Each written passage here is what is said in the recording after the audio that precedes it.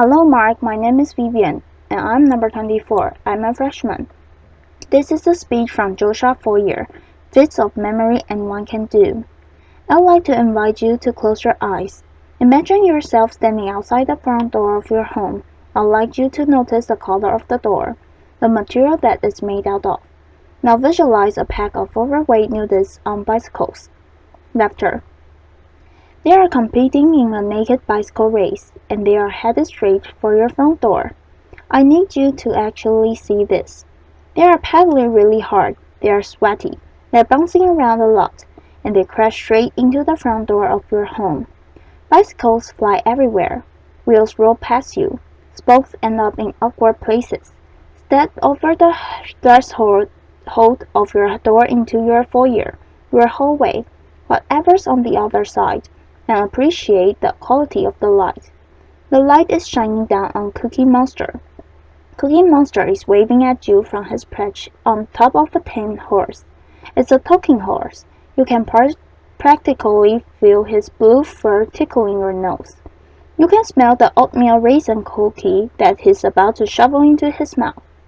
Walk past him into your living room. In your living room, in full imaginative broadband picture Britney Spears. She is scantily clad. She's dancing at your coffee table, and she's singing Hit Me Baby One More Time. And then follow me into your kitchen. In your kitchen, the floor has been paved over with a yellow brick road, and out of your oven are coming towards you Dorothy, the Tin Man, the Scarecrow, and the Lion from the Wizard of Oz, hand in hand, skipping straight towards you. Okay, open your eyes. I want to tell you about a very bizarre contest that is held every spring in New York City. It's called the United States Memory Championship, and I had gone to cover this contest a few years back as a science journalist, expecting, I guess, that this was going to be like the Super Bowl of savants. This was a bunch of guys and a few ladies, widely varying in both age and hygienic upkeep. Laughter. They were memorizing hundreds of random numbers, looking at them just once. They were memorizing the names of dozens and dozens and dozens of strangers. They were memorizing entire poems in just a few minutes.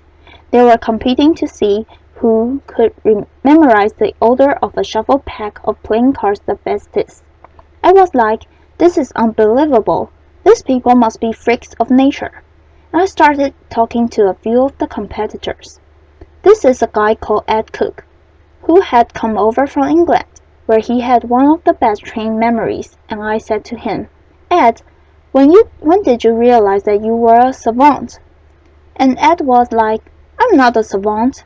In fact, I was just an average memory. Everybody who competes in this contest will tell you that they have just an average memory. We've all trained ourselves to perform these utterly miraculous feats of memory using a set of ancient techniques invented 2,500 years ago in Greece, the same techniques that Cicero had used to memorize his speeches. Then medieval scholars had used to memorize entire books. And I said, wow, how come I never heard of this before? And we were standing outside the competition hall, and Ed, who is a wonderful, brilliant, but somewhat eccentric English guy, says to me, Josh, you're an American journalist. Do you know Britney Spears? I'm like, what? No, why? Because I really want to teach Britney Spears how to memorize the order of a shuffle pack of playing cards on U.S. national television. It will prove to the world that anybody can do this. Laughter. I was like, well, I'm not Britney Spears, but maybe you could teach me. I mean, you've got to start somewhere, right? And that was the beginning of a very strange journey for me. I ended up spending the better part of the next year not only training my memory, but also investigating it, trying to understand how it works, why it sometimes doesn't work, and what its potential might be. And I met a host of really interesting people. This is a guy called EP. He's an amnest who had very possibly the worst memory in the world. His memory was so bad that he didn't even remember he had a memory problem, which is amazing. And he was this incredibly tragic figure. But he was a window into the extent to which our memories make us who we are. At the other end of the spectrum, I met this guy. This is Kim Pick. He was the basis for Dustin Hoffman's character in the movie Rain Man. We spent an afternoon together in the Salt Lake City Public Library memorizing phone books, which was scintillating laughter. And I went back and I read a whole host of memory treatises written 2,000 plus years ago in Latin, in antiquity, and then later in the Middle Ages. And I learned a whole bunch of really interesting stuff.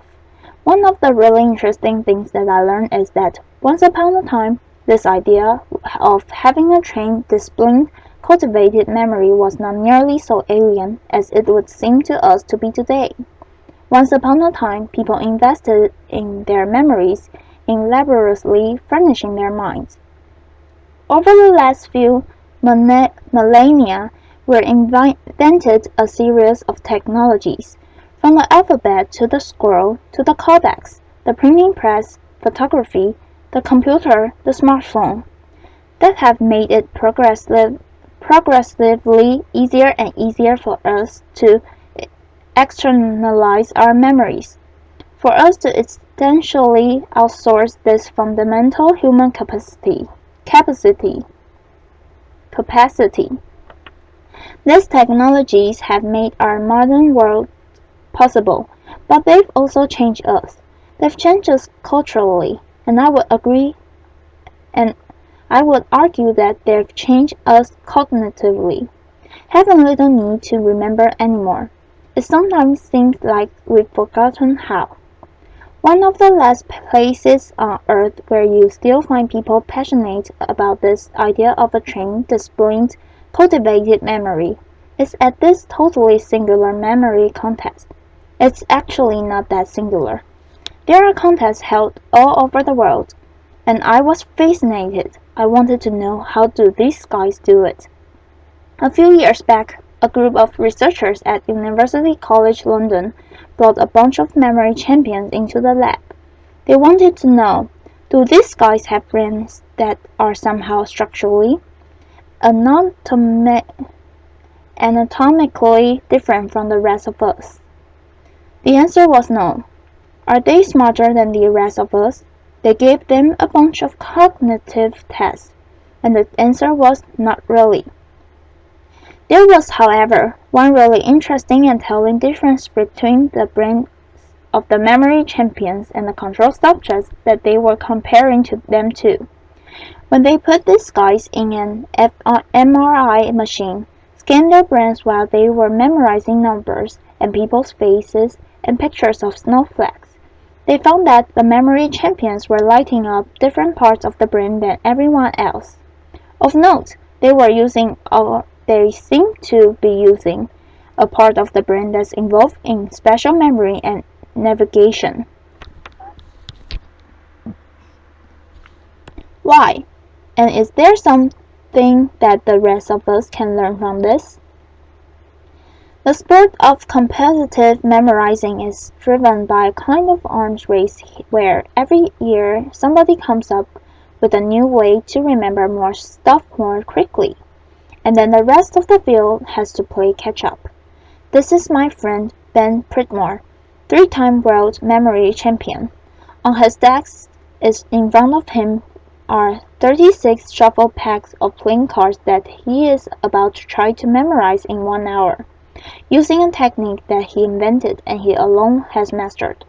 He used a similar technique to memorize the precise order of 4,140 random binary digits in half an hour.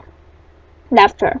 Yeah, and while there are a whole host of ways of remembering stuff in these competitions, all of the techniques that are being used, ultimately come down to a concept that psychologists refer to as to as elaborate encoding, and is well illustrated by a nifty paradox known as the Baker paradox, which goes like this. If I tell two people to remember the same word, if I say to you, remember that there is a guy named Baker, that's his name, and I say to you, remember that there is a guy who is a baker. Okay, and I come back to you at some point later on, and I say, do you remember that word that I told you a while back? Do you remember what it was? The person who was told his name is Baker is less likely to remember the same word than the person was told his job is a baker. Same word, different amount of remembering. That's weird. What's going on here? Well, the name Baker doesn't actually mean anything to you. It is entirely untethered from all of the other memories floating around in your skull. But the common noun baker, we know bakers. Bakers wear funny white hats. Bakers have flour on their hands. Bakers smell good when they come back from work. Maybe we even know a baker.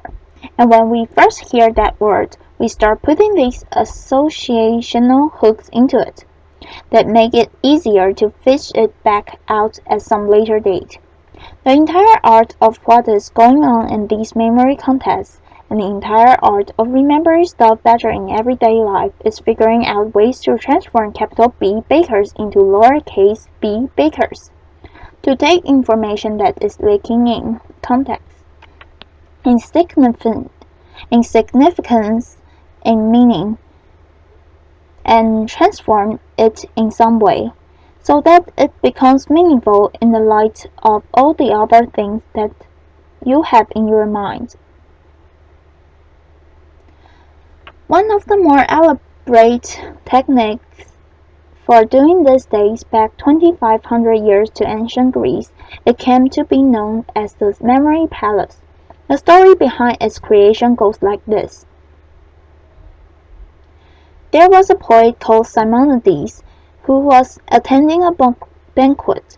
He was actually the higher entertainment because back then, if you wanted to throw a really slamming party, you didn't hire a DJ, you hire a poet.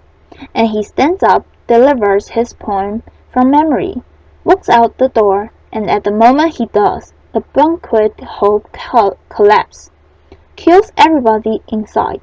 It doesn't just kill everybody, it mangles the bodies beyond all recognition. Nobody can say who was inside. Nobody can say where they were sitting. The bodies can be properly buried. It's one tragedy compounding another. Simonides standing outside, the sole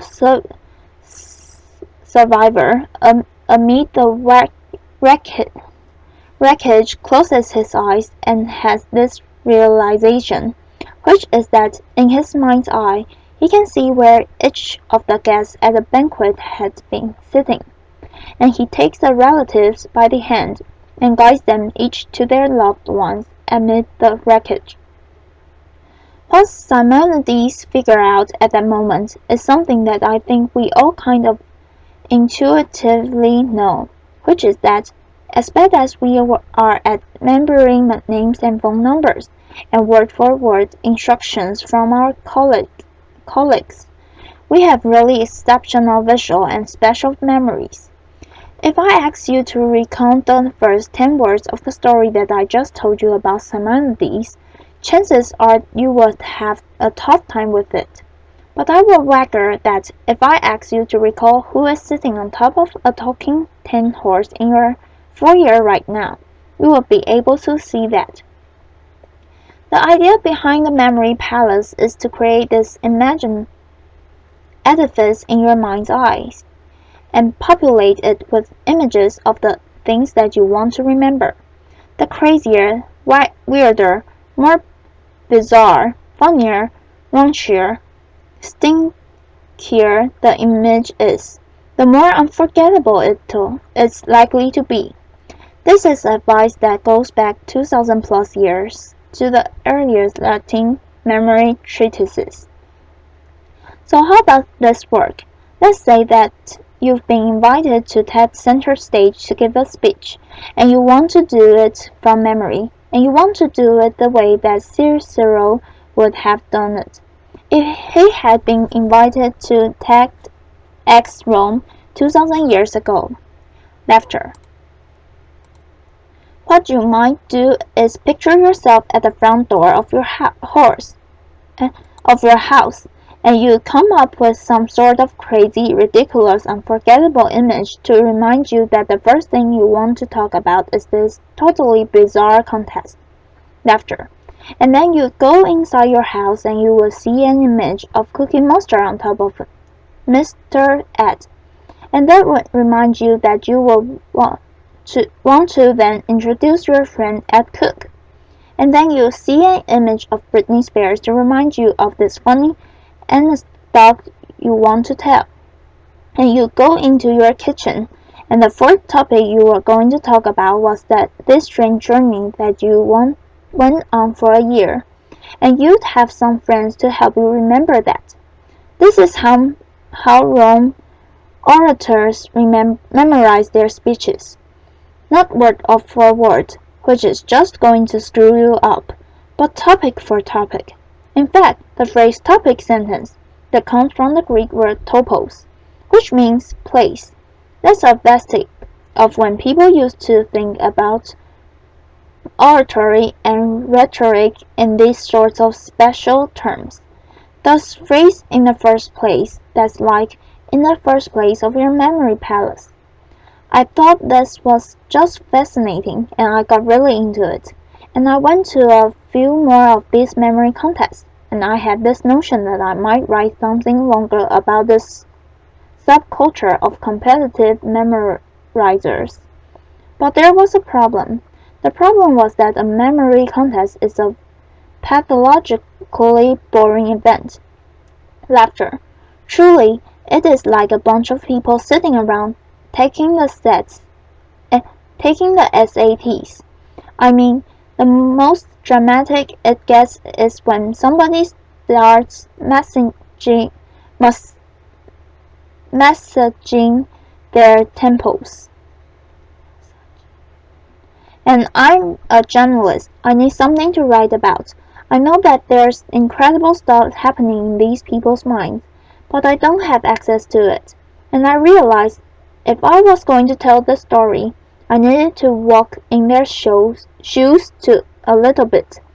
And so I started trying to spend 15 or 20 minutes every morning. Before I sat down with my New York Times, just trying to remember something. Maybe it was a poem. Maybe it was names from an old yearbook that I bought at a flea market. And I found that this was shockingly fun. I never would have expected that. It was fun because this is actually not about training your memory. What you're doing is, you're trying to get better and better at creating and dreaming up this utterly ludicrous, wrenchy, hilarious, and hopefully unforgettable images in your mind's eye. And I got pretty into it. This is me wearing my standard competitive memorizer training kit. Laughter. It's a pair of earmuffs and a set of safety goggles that have been masked over except for two small pinholes, because distraction is the competitive memorizer's greatest enemy. I ended up coming back to that same contest that I had covered a year earlier, and I had this notion that I might enter it, sort of as an experiment in participatory journalism. It'll make, I thought, maybe a nice epilogue to all my research. Problem was, the experiment was haywire. I won the contest. Laughter, which really wasn't supposed to happen. Applause. Now, it is nice to be able to memorize bitches and phone numbers and shopping lists, but it's actually kind of beside the point. These are just tricks.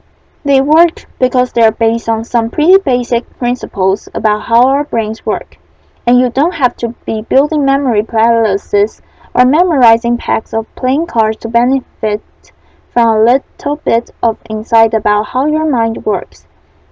We often talk about people with great memories as though it were some sort of an innate gift, but that is not the case.